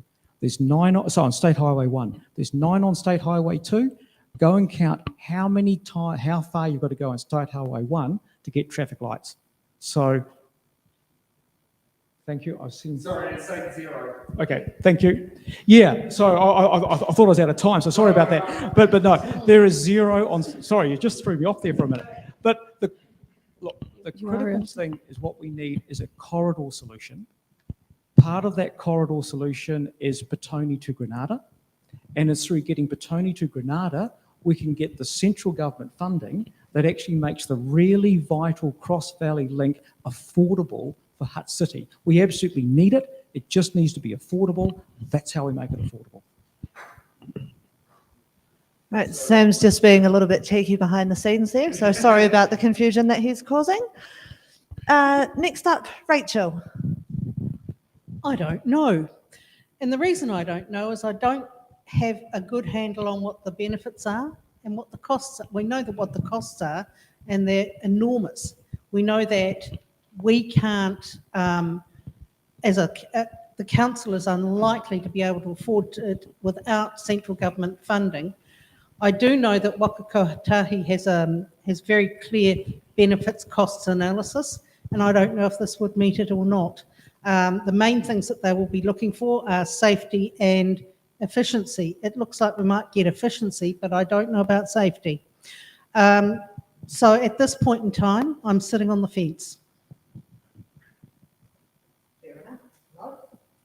Again, fair enough. Josh. Quite simply for me, I do support the Cross Valley Link, but it's been contingent on a couple of things, and one of that has been around making it multimodal. So rather than just being purely car-centric, having the option for public transport priority, having cycleways alongside it to enable people to get from east to west across our valley is vital. Another key factor with the link as well was acknowledging climate change and the impacts on our foreshore and moving transport connections off the Esplanade further up the valley. It's really key that as part of that, we're actually moving to a community where we have less carbon emissions from our transport. Currently, over 50% of our emissions as a city come from our transport. So we need to make sure that any of our transport projects are looking at it from a carbon perspective as well as a convenience perspective. But ultimately, it's building the connections for our public transport and cycleways across the valley are vital for our city. I think it will continue from support from myself, but also others as well. I hope whoever comes onto the council as a collective sees it as a project, but also is very clear that it needs to have other options rather than just private car use. Next up, Brady.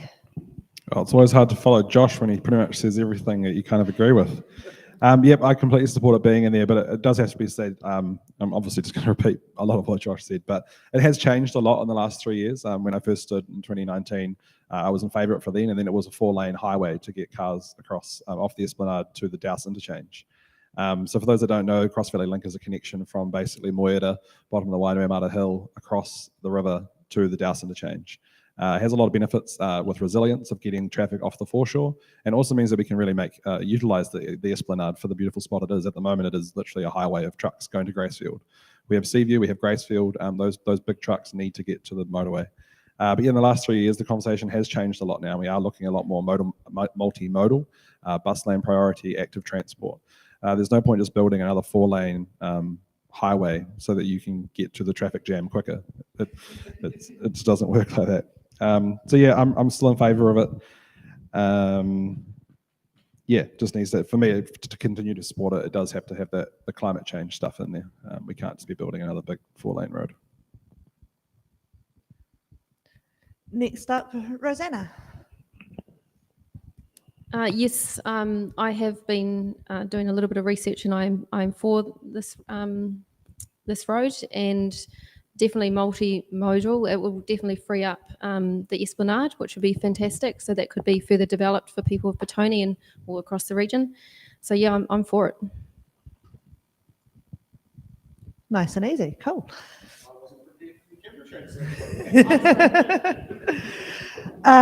Carrie. Hi. Yeah, I've had a look at it.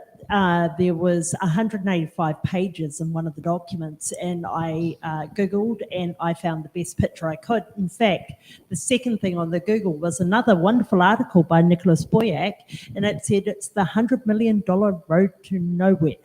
In actual fact, I think he needs to do a bit more research, like most of our people have, and that it's actually quite important in order to get people moving a bit freer. Particularly having lived on the Esplanade, I no longer feel an earthquake unless it's over a 4.5, because I'm used to my house shaking so badly every time a truck went by, you just don't feel it anymore. The plan itself, I haven't done a fine-tooth comb through it, but at the moment I'd be saying, yes, something has to be done, and this appears to be the best thing that's on offer. We'll just have to keep working through it and work through it with the national governments as well. Next up, Barbara. Yes, I'm for it. It's necessary for climate change mitigation and needs to be multimodal, and yet I would support it being in the long-term plan. Love those quick answers. Brilliant. Prabha, you're up next. No doubt this is a critical project and I fully support it. It will make a massive difference to how we move around the city when it becomes multimodal, by car, bus, bike, foot, whatever. The Cross Valley link would be a huge asset also to the harbour ward, and it will reduce congestion and make the Esplanade a safer, quieter and an enjoyable place. So I support it. Next up, Karen. Kia ora. In principle, I absolutely support this because it is about connecting our community in a greater capacity, which is really important. What I would like to raise is what Peter talked about, is the funding and how do we do that, and given our priorities and all of the big things that we've got on, how do we fit this into our planning to make sure it can be utilised or rolled out. One of the things I guess that I've been reading about, which I do love, is the link and looking at the public transport. And I think to bring down that carbon emissions and to reduce what we're doing to sort of impact on our community and our climate change, that would be a really, really great thing. So I personally would need to do a lot more information finding, get the evidence, look at what is the current model, where do we want to go, take that to the people, and also bring it into that strategic thinking to see if we can actually do it and how we do it without impacting on the community financially. Thanks. And Mike, you're up next. This is something the people of Petone have wanted for so long and been fighting for. Totally in favour of Cross Valley Connector. It's one of the two missing links. The other is Petone Granada. If they have to be done together, let's get on with it. As part of the Petone 2040 spatial plan, it was always thought that it wouldn't just be a tar-sealed highway. It had to be intermodal, as fellow candidates have said. Incorporate public transport, make it green space on either side, and also tie in where necessary. If we're going to have intensification, there are actually parts of it that would blend in that corridor as well. It hits the resilience factor button as well, but for goodness sake, let's just get on with it. And that brings us to Chris. Yes, I support the Cross Valley Link. It's interesting that a project which was mooted over 50 years ago as just a transport link has become something to do with climate change, because the Esplanade is very, very prone to sea level rise, but also intense storm activity, which is coming into our very near future. One of the drivers for it, though, has been freight traffic across the Petone Esplanade. And for me, that actually speaks to the integrated plan of transport and why do we still need an awful lot of trucks to bring stuff into Lower Hutt. So I think there's a massive opportunity which is not being explored, which is the diversification of freight modes and the implementation of a rail interchange in Lower Hutt. We're a city of 110,000 and we do not have a functional freight terminal within the city bounds. That just seems a little strange. So yes, the two together, all for it.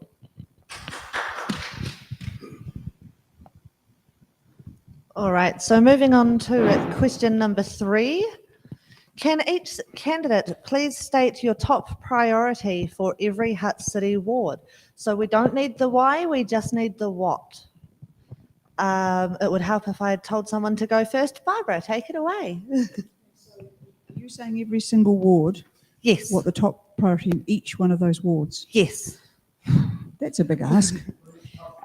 Yes. Okay, I read that question differently. Basically, I think as an at-large candidate, it is working closely with the councillors from each of those wards and finding out what the specific issues are in that ward and assisting those ward councillors to advocate amongst all the other demands from all the other wards. So I'm not going to sit here and list all the wards and say what the top priority is, because basically I don't know, but I'm sure the people who are standing in those wards are the ones who are going to have the greater knowledge of what the ward people are looking for. So that's my answer and I'm sticking with it. Brilliant, stick with it. Carrie. I'm pretty much, sorry, I'll let you camera catch me. I'm pretty much the same as Barbara. I'm not in a position to tell the wards what they actually need to have done, but we do need to work with our colleagues who are going to be elected as ward councillors to ensure that we advocate for the work that they feel needs to be done in the areas, which of course is coming from the constituents, the people who are actually telling them what to do, considering we all work for the ratepayers of the Hutt. Very nice. Brady, you're up next. Yeah, I'll kind of just start by, it's a bit of a strange question because there's a bit of a misconception that for things to happen in wards, we have to be working with the ward councillor and every project has to fit nicely within the ward boundary. The reality is if and when you get elected, you take an oath for the entire city. So it's kind of hard to be choosing individual projects. But given that was the question, I have written down a couple and they're short. Central Ward, Riverlink's an amazing opportunity to revitalise the CBD. Currently we've got the river running through the backyard and it's a bit of an inconvenience that it's there. So Riverlink's all about turning our backs away from the river so that we're now facing the river, is what I was trying to say, which is going to make the river and the whole promenade area a much more livable space. Harbour Ward, we've already talked about Cross Valley Link, that's got to be done. Improvements to the Esplanade alongside that, and obviously completing the Eastern Bay shared pathway that we've got underway a couple of weeks ago. Western Ward is making the most of Riverlink, so we're going to have much better public transport connections with Riverlink. We also have really poor public transport up into the Western Hills. There's some suburbs up there that just don't even have a bus at all. So we're currently working with GWRC to get on-demand public transport, think Uber, but for a bus. So hopefully we'll be able to get that up into the Western Hills soon. Obviously, a Melling upgrade is going to be huge for the Western Ward as well. Northern Ward, we need to increase the resilience to the Eastern Hutt Road. Don't know whether that means a second access road, but we definitely need to improve the resilience of the road that we've got now, not just for Stokes Valley, but the northern part of our city, but also everyone that passes through there to get to Upper Hutt. Eastern Ward, Hillary Court upgrades alongside the new 9i pool that's under construction at the moment. And Wainuiomata, I'm wanting to see more things for kids in our city. And I think Wainuiomata is a great place. We're seeing so many more families move there with young children. At the moment, there's only one place in the region to take kids if it's on a rainy day, and that's Queensgate. And that's not the best place to be going. So I'm really keen to explore the options of a science and technology museum, throw some climate change in there as well. I think we've got a really cool opportunity to create what Capital E was when I was a kid in Wellington. It was an amazing place, and we just don't have anything like that in the Wellington region. Christchurch has something amazing. Auckland has something amazing. It's about time we do too. I'm in my 30s and I still miss Capital E, so I get where you're coming from. Josh. I'm in my 30s as well, just for the record. As a councillor, I'm engaging the community and listening, and particularly in the last 3 months while door knocking, there's some universal issues which I think cover all of our city. Every community has their own local nuance, but the key things for me, for every ward and for our city, is climate change, intensification, safety, and growth, like how we're going to cope with these challenges collectively. And so for me, all of these key challenges are lenses that I use across my decision making as part of council, and also making sure we've got an equity lens across that as well, because it's really easy to just think of what are the big projects, what are the shiny things, what are we moving towards? But it's our people that need to be front and center in our decision making as we go head to head with all of these challenges on behalf of the city, alongside all of you as residents as well. Fantastic. Next up, Rosanna. So as a physiotherapist, I would want to prioritise the existing facilities, the hui pools, the gyms that are already there, to make sure that they are fit for purpose for the people that I work with directly. I would, and that goes with the Nino pool as well, so, and the Hillary Court upgrade for the Eastern Ward. For Wainui, yeah, really would be really interested to engage further with the community and what they want to prioritise. I think there's a massive opportunity to to develop some great things there. I hear from patients there is no gym at the pool there, or there's no gym there, so that would be something I would want to look at. And yeah, again, I use a health and equity lens across the whole city. So transport, Western Hills, definitely a priority. And the Cross Valley Link as well for the Harbour Ward. If I've missed a ward out, I apologise. I'm not sure if you did, so we'll just roll with it. Next up, Prabha. Okay, across all wards, this is just across all wards, I think the most important thing is to improve access, frequency of public transport at an affordable cost, subsidized or free as well, if we can afford it. This will get people more out and about and connect with each other and be involved in the community. It will take a lot of things, mental health issues, also reduce carbon emission and contribute to healthy living. There are innumerable benefits in just focusing on this one thing in the city. So I think across, I would say public transport, increasing and frequency of public transports. If I have to go specific with each and every ward, I would say I would just cover mainly the Eastern Ward for Nine Pool project, and Central Ward to actually remove barriers for our local businesses and actually bring more vibrance to the city.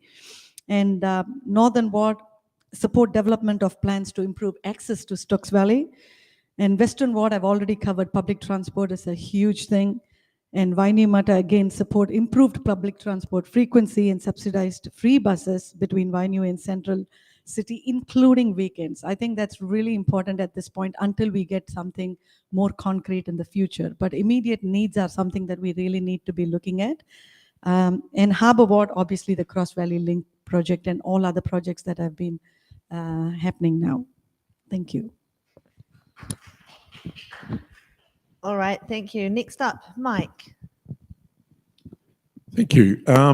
As potential citywide candidates or councillors, and in walking around and talking with people from various wards, the consistent theme that I've been picking up is back to basics. So whether we call it back to basics or resilience, it's things to do with the infrastructure. And they've already been touched on: the roads, the footpaths, the transport links, the bus services, the bread and butter issues that councillors get asked about seems to be the main priorities for people that I've talked to. So irrespective of the ward, whether it's the resilience of hillside roads and slippage or access, walking down Jackson Street and tripping over the footpaths, issues about the rubbish, it's that back to basics and infrastructure across all wards.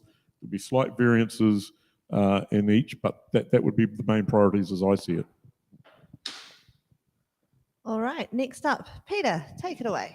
Okay, this is fairly easy. I live in Easton, so my starting point would be finishing the Nainai Pool. I think that's going to be a fantastic asset. I then want to move to Harbour and Wainui, and I think the critical thing for both of those is getting the Cross Harbour link done. Oh, sorry, the Cross Valley link done, my mistake. Cross Harbour link would be expensive. The Cross Harbour link would be, and it would be huge rate rises, I can absolutely guarantee you. So that's a slip there. Central, I agree with what Brady said about Riverlink, and with Western, I think Riverlink is there as well, but also the need to push the Melling rail line further north, probably up to around Belmont. Now that's outside of what the City Council can do, but I think it's something that Riverlink gives us such an amazing opportunity to do something about that. We should take that opportunity and push it for all it's worth. Northern's got a problem with access. Now the short-term solution is to fix Eastern Hutt Road, but the long-term solution is direct access to State Highway 2. All right, next up, Chris.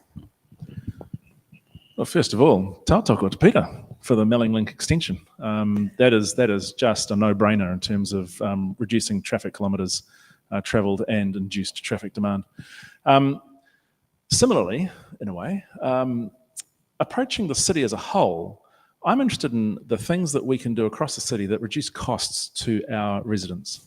And it may sound even trivial, but if we can bring costs down to people who are living in the city by localising food production and making that accessible to people by supporting community gardens projects in all suburbs and cities, then I think that's a really good way of building communities, strengthening connections, and providing resilience across the city. And the other thing is cycleways. Cycleways are all about connection. And, I have this year experimented with cycling in the city, and cycleways are great until they stop and dump you in the middle of a car park or an intersection. And then they become, a bit fraught. So those two things, localising food production, knitting communities together, and the cycleways knitting communities together. And that takes us to Rachel. Well, I agree with several of my predecessors that you need to look at the Hutt as a whole. There's nothing in particular wards that I would say is a priority that's not already been spoken about. And that what we need to do is spend rate dollar wisely to make sure that every project that comes to council is put under a very clear lens of, is there a benefit? What are the costs? And are the costs less than the benefits? So you don't start a project unless you've got clear benefits from it, and the benefits outweigh the cost. And that goes for every ward. Absolutely fair enough. All right, and wrapping it up for this evening, Karen. Kia ora. We all know some of the main themes, and we've all talked tonight about a lot of the things that we need to do, and I don't need to go over those, but a lot of those are tangible things such as roads, such as infrastructure. So I'm going to go off on my own tangent here and on my own waka and say to you all, he aha te mea noi o te ao, he tangata, he tangata, he tangata. What is the most important thing? It is people, it is people, it is people. So what I believe is the most important priority in every single ward in our community, in our Hutt City, is our young people. So for me, being on council will be about investing in our youth. We want youth voice. We want to hear them. They're so intelligent. They're so capable. They could help guide us in so many ways in so many different areas. And I want to put energy and investment into them because they are our future. They are the ones that will be guiding us when we can't, when we're in Zimmer frames and things. So I want to invest in them. I want there to be amazing programs for them, which there used to be in the Hutt City, where they're active after school, where they're active on the weekends, where they're connecting to whānau and families, where we're really building a strong, resilient community, but we're actually looking at that wellbeing space, because I haven't heard much discussion at all from anyone through this whole election about that importance. And so for me, that's one thing that I think is critical and one thing that I want to make a difference with. Ngā mihi kia koutou. All right, so we're running desperately into overtime tonight, so we're going to cut closing statements down to 1 minute each, please, and thank you. So, Chris, why should Hutt City vote for you? Well, kia ora. As mentioned previously, I'm into thinking global and acting local, making it real in the local sense. And yeah, the big issue is climate change. It's been mentioned by practically everyone here. And I'm really interested in what the city can do and what I can do for the city in terms of helping us move from our current rate of 470,000 net tonnes emitted per year. And we need to cut that over the next 3-4 trienniums down to around about 200, 180, 170,000 tonnes of emissions per year. And there's a whole lot of ways of doing that. And I'm really interested in pursuing all those ways, some of them passive, some of them quite interventionist, some of them about behaviour change, moving people out of car-dominant transport modes, taking pests out of the eastern and western hills. That would do amazing things for our resilience and for our climate response. So there's a whole lot of things, and I'm very interested in being supported in knitting our communities together. Like I said, community gardens is just a really simple example of how to bring people together for a common purpose that is to everyone's benefit. So if you're future thinking and interested in someone who's also future thinking, then sure, vote for me, Chris Norton.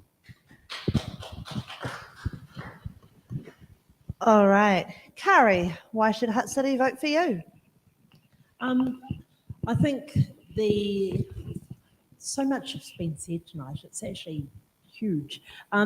For me, I genuinely want to serve the community. What it comes down to is that, yes, the current council has done a reasonable job, but I still think that there have been some gaps that have been noticed by those of us in public around consultation and making sure that we are bringing our ratepayers on the full journey and remembering that the people who rent houses are actually paying rates.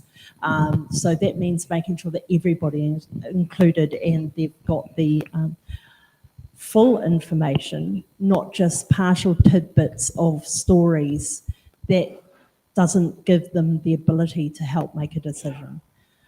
So that's something that I want to bring, is that I hold the council and myself accountable to ensuring that does happen, that there is consultation, that it's actually brought together and that we actually work together as a group, no matter who gets you in there, but we work together as a group and benefit the community.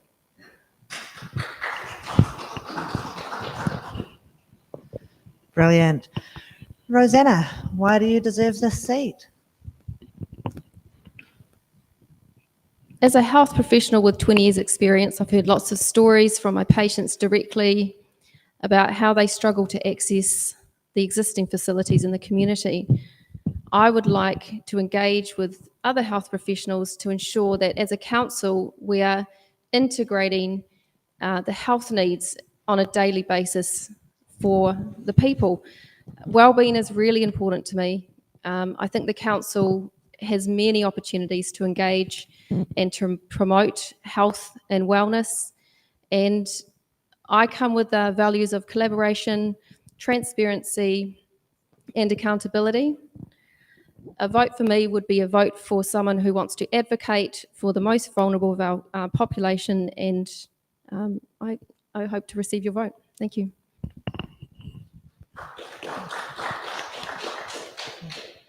Next up, Rachel. I'm here, I'm standing for council because I think that all councils, but this council in particular, needs to stick to the basics. We need to do what councils do, and we need to do them very well. We shouldn't stray into the area of central government, and we shouldn't stray into any areas that aren't purely council business. And the reason I say that is simply that ratepayers pay way too much as it is. Now, rates are never ever going to go down, but we can certainly stop them from going up if we don't engage in all sorts of things that aren't council business. So that's what I'm here for. Stick to council business.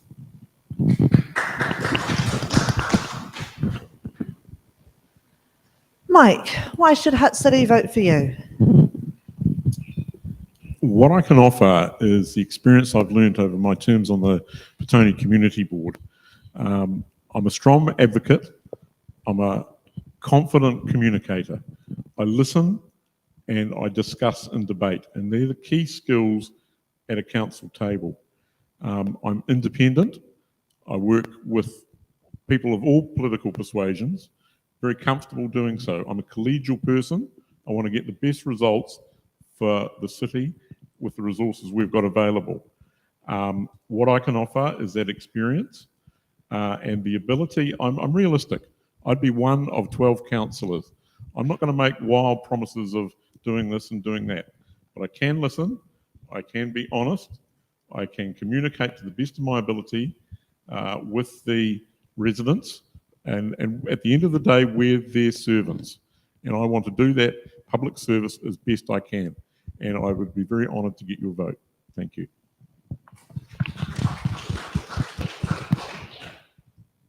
All right. Prabha. Kia ora tātou. Firstly, thank you very much for the opportunity to share my views on some of the hot and important topics at the session. This is my first time standing as a candidate. While it is nerve-wracking to put myself out there in the public space to represent our people, I must say that my journey till date has been nothing but amazing. I've met and spoken to several hundreds of people during the past few weeks at different occasions, including door knocking, and it is fabulous to connect with our people and listen to their views and concerns. For me, it is all about our people, like Karen, their well-being and the environment. That is what excites me, and here I am sitting for the council to serve our people.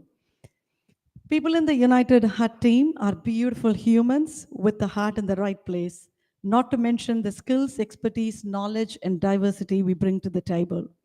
We are united to make a difference, and we genuinely care about you. I'm truly proud to be standing alongside such passionate people and an incredible mayoral candidate, Tony Stallinger, to deliver on our 4 key United Hutt priorities that are all on our website, and you've heard it so many times, I'm not going to repeat it. This is only possible with your support, and I encourage you to please visit our website to learn more about each of us before you make your final choice. In conclusion, I ask for your full support and vote to me and my United Hutt colleagues to deliver the best service to you. Ngā mihi nui, tēnā koutou, tēnā koutou, tēnā koutou katoa.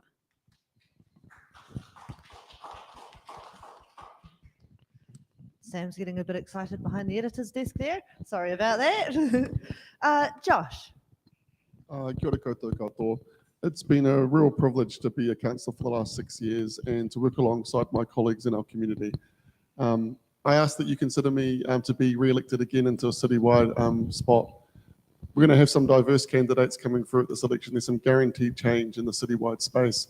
I've worked really well alongside Councillor Simon Edwards and Brady Dyer in the last 3 years, and I hope that they'll be returned alongside me, as well as some talented candidates that are speaking here tonight and tomorrow. Everyone knows the kind of person that I am. I'm upfront, I'm honest. Happy to have a conversation in any shape or form that is wanted by our community. I'm a good listener. I'm someone that actually wants the best for our community. I'm willing to fight for our community, and I stand alongside our community and advocate for the things that are really important for our people. Over the next 3 years, if I am re-elected, I'll continue to focus on climate action. We've got a great plan for a starting point, but we need to invest more, we need to do more, we need to do more sooner. So I'm hopeful that you will support me to be re-elected, to support our community to thrive. Thank you.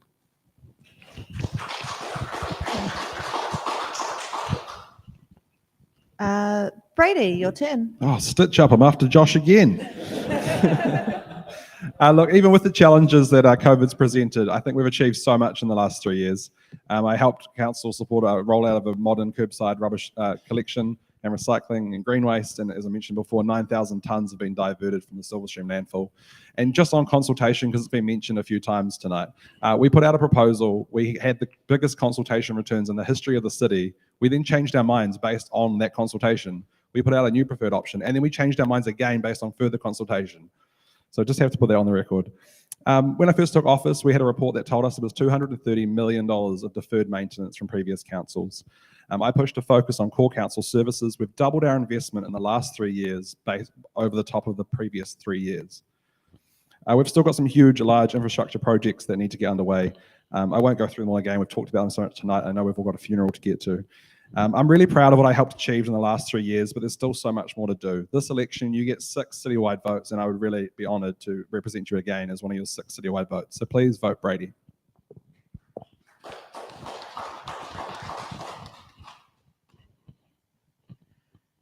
Peter, your turn.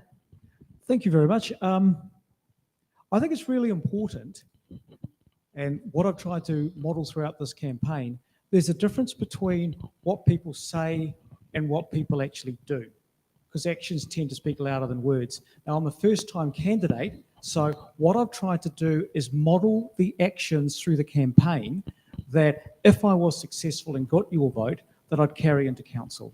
So the first one, there's 3 of them, is around, I think I'm a pretty innovative sort of a person, so I bring innovation to the table.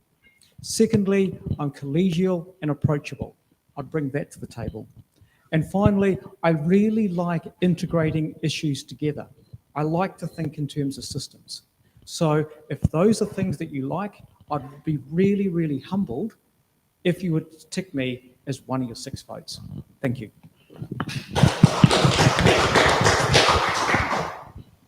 Right, Barbara, your closing statement, please.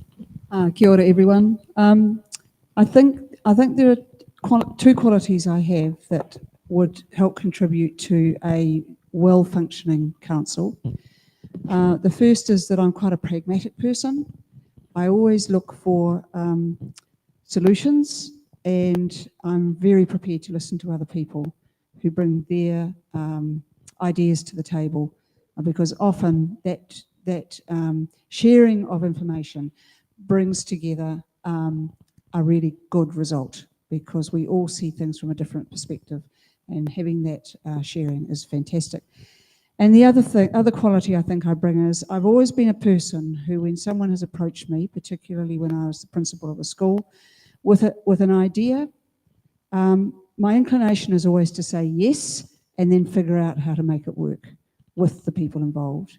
So that to me empowers people to not just be saying, as I've heard in the past, sometimes we've tried it and it didn't work then, so 15 years later I'm sure it won't work again. There's an attitudinal thing that comes into all of this, and if you've got a will that you want things to be better, then generally they get better. So I think I can bring that open mind. I'm prepared to say when I haven't got something right, and go, your idea is far better than what I had, or your information that you've just shared, I wasn't aware of that. That has helped me reform my opinion. Yeah, that's where I think I can bring common sense to the council table. And it has to go through climate change adaptation lens all the time, constantly. So that's my big issue. Thank you.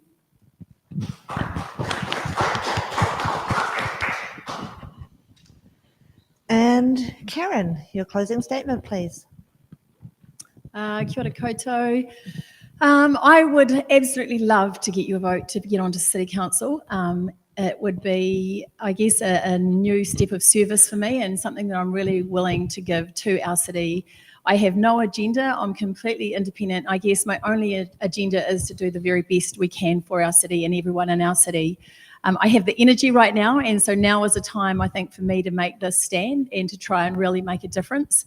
I listen, I consult, I negotiate, I solve problems, and I think that's part of my everyday life, and I think I could bring those skills to the council to help us work really effectively as a team, but to work effectively as a community and with our whole city, with our people in mind at all costs and on every decision that we make.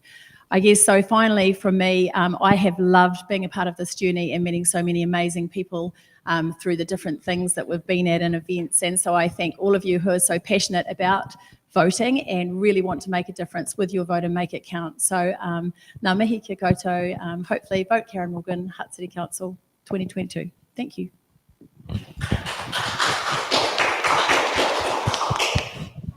Right, so that's going to bring us to the end of our evening tonight. Thank you, Ben, for coming and helping. You saved me. Thank you. Always a pleasure to be here. Always great to support local democracy. And I've learned a lot of things tonight as well, which is going to really help me casting my vote. I hope it's the same for all of you at home. Thank you to all our candidates for turning out tonight. Thank you for letting us share your voices and your visions with your community.